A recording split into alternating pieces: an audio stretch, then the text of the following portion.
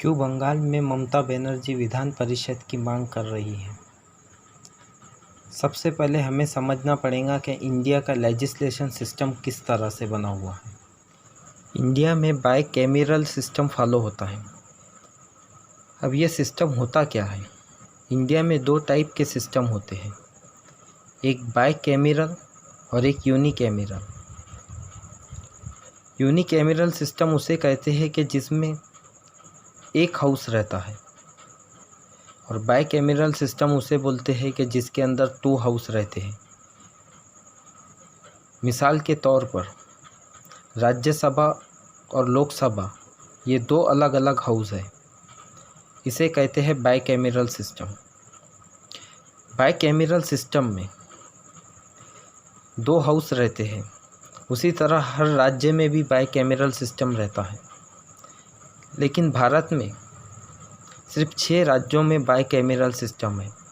बाकी राज्यों में यूनिकैमेरल सिस्टम को फॉलो किया जाता है।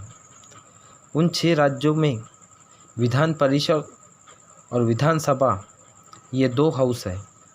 वो 6 राज्यों के नाम इस तरह हैं: आंध्र प्रदेश, यूपी, बिहार, महाराष्ट्र, तेलंगाना और कर्नाटका।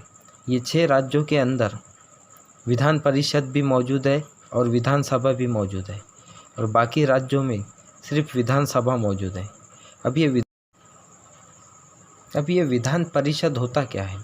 इसे ही अपर हाउस ऑफ लेजिस्लेशन बोला जाता है। विधान परिषद एक अपर हाउस रहता है। इसकी बॉडी जो रहती वो परमानेंट रहती है। जिस तरह आपने देखा होगा कि विधानसभा में 5 साल हो जाने के बाद वहाँ पर फिर से इलेक्शन किया जाता है और नवी बॉडी बनती है, तो वो रहती टेम्पररी बॉडी, और विधान परिषद में परमानेंट बॉडी रहती है। विधान परिषद का टेन्योर 6 साल का रहता है। हर इलेक्टेड मेंबर 6 साल तक के एमएलसी रहता है। अगर सीटों की बात करें एमएलसी के अंदर, तो कम से कम 40 सीटें ज़रूरी है एमएलसी में, या फिर 1/3 असेंबली के सीटा होना। उसी की बात, इसका इलेक्शन इनडायरेक्ट होता है। इसे पब्लिक नहीं चुन के देती। इलेक्टेड मेंबर किस प्रकार होते हैं? 1/3 इलेक्टेड मेंबर असेंबली के हो सकते हैं, 1/3 लोकल बॉडी के हो सकते हैं, पंचायत म्यूनसिपैलिटी के, 112 मेंबर ग्रेजुएट हो सकते हैं, और 112 मेंबर टीचर हो सकते हैं, और 112 मेंबर नॉमिनेटेड होते हैं जो गवर्नर नॉमिनेटेड करता है। उसी के बाद विधान परिषद की हिस्ट्री क्या है? विधान परिषद सब में पहले 1935 गवर्नमेंट ऑफ इंडिया एक्ट के थ्रू विधान परिषद को मान्यता मिली थी, और 1937 में बंगाल पहला राज्य बना था जहाँ पर विधान परिषद को एडॉप्ट किया गया था। उसी के साथ 1969 में वेस्ट बंगाल से विधान परिषद को अबॉलिशन कर दिया गया था, मतलब उस हाउस को ख़त्म कर दिया गया था। इसके पीछे एक बहुत बड़ी हिस्ट्री है। आज़ादी से 28 साल पहले पड़ी विधान परिषद की नींव 1919 में मोटुंग्यू चेम्सफोर्ड रिफॉर्म्स ने राज्य विधान परिषद के गठन की नींव रखी।